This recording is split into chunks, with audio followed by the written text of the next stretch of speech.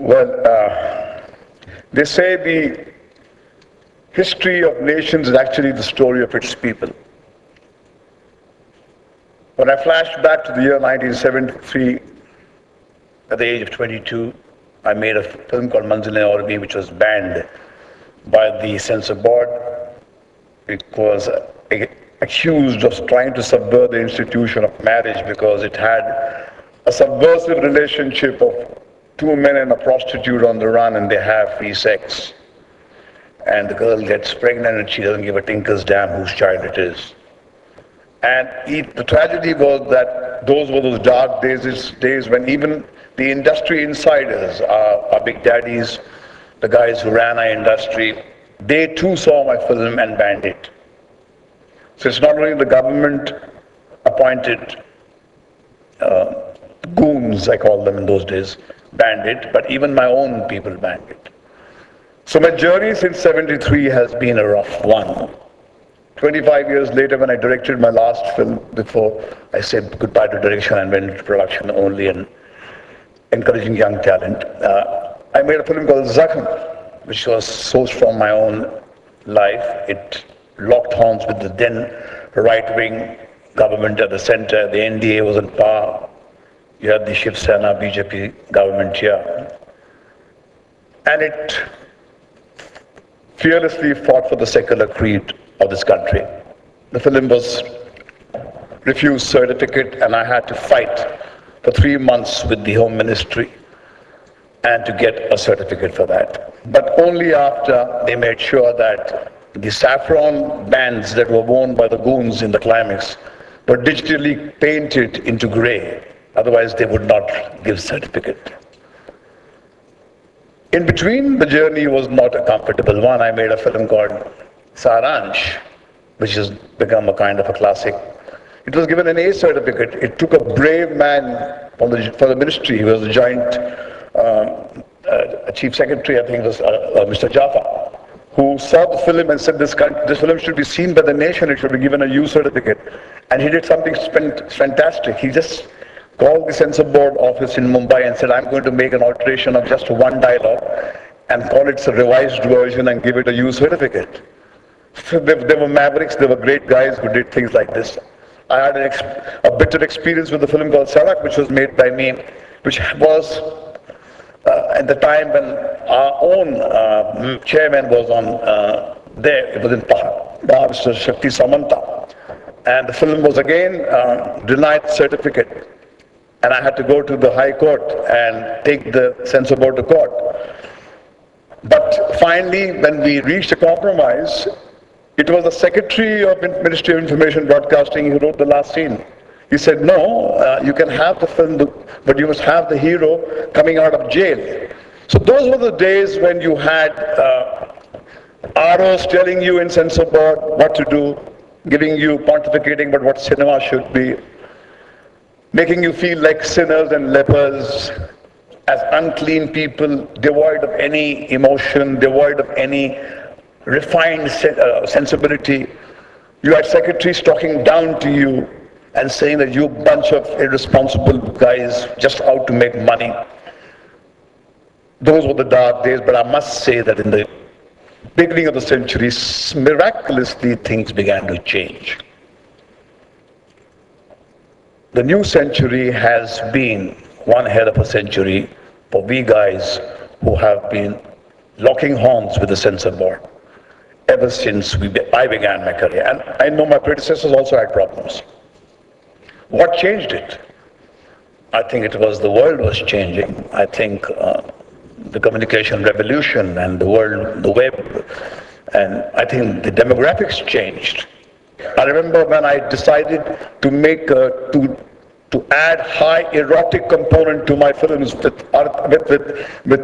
jism and murder. The purists were outraged at the fall of this filmmaker who made Saransh and art to what is called soft porn. But India had changed, because I remember seeing the film in Delhi in a house full of women wearing expensive cardigans and rich sweaters, rich shawls.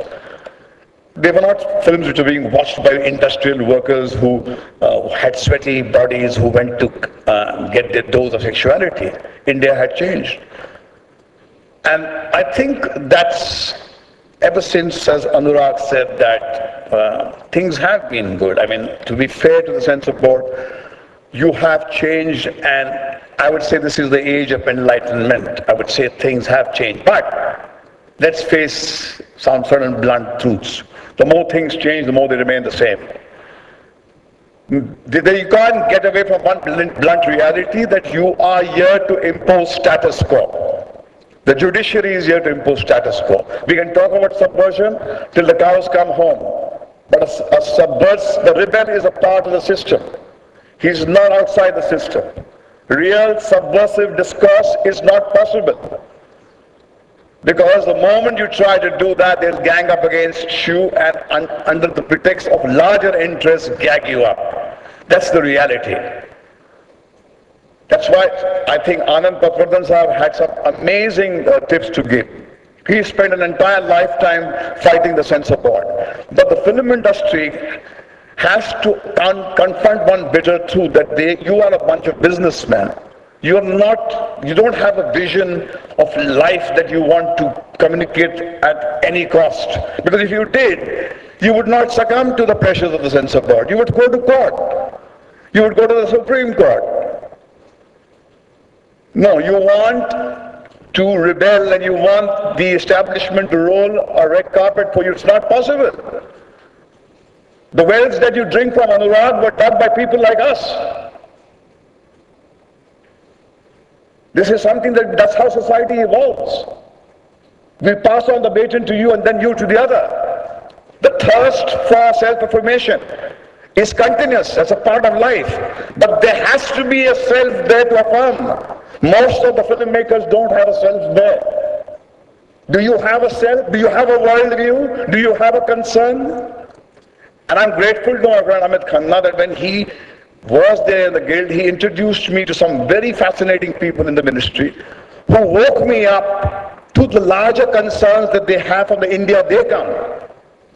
I can't be a bar-drunk filmmaker who says, I don't give a tinker's damn and I must have my worldview shut down people's throat when they're saying, no, no, no, no, no. There's a right, there is a medieval India which doesn't want to consume your products. How the hell will Miss Sampson protect that individual? That's a problem that we all have to sit down and figure out.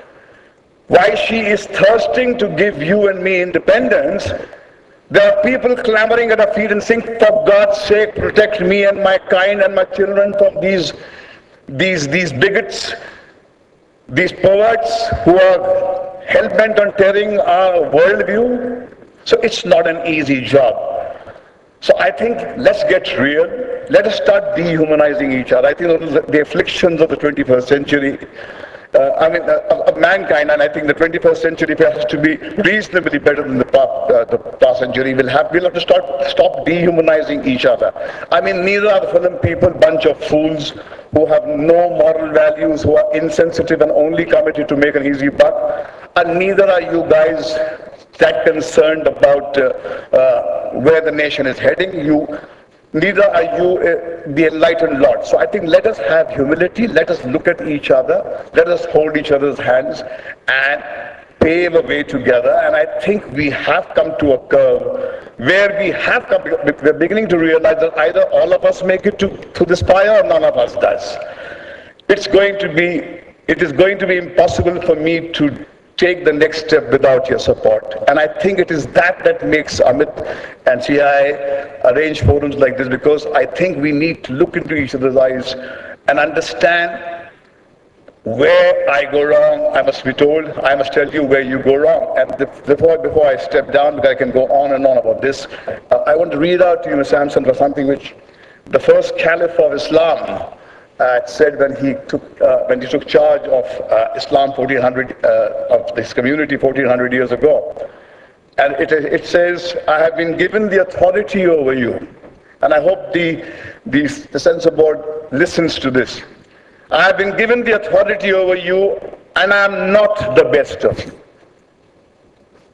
I have been given the authority over you, and I'm not the best of you. If I do well, help me. And if I do wrong, set me right. Sincere regard for truth is loyalty, and disregard for truth is treachery. The weak amongst you shall be strong with me until I have secured his rights, and the strong amongst you shall be weak with me until I have wrested from him the rights of others. Obey me so long as I obey God and his messenger, in your case, the Constitution, the right to free speech. But if I disobey God and his messenger, that means if you go away from the Constitution of India, you owe me no obedience. We stand with you, Ms. Sampson, and the entire board, as long as you keep my unquenchable thirst for free speech alive. Help me if when I go wrong, like I will help you if you go wrong. Together we will walk together on this unknown journey which we're taking into this strange world which is changing in a blink of an eye. So more power to you and to your vision. We stand with you. Thank you.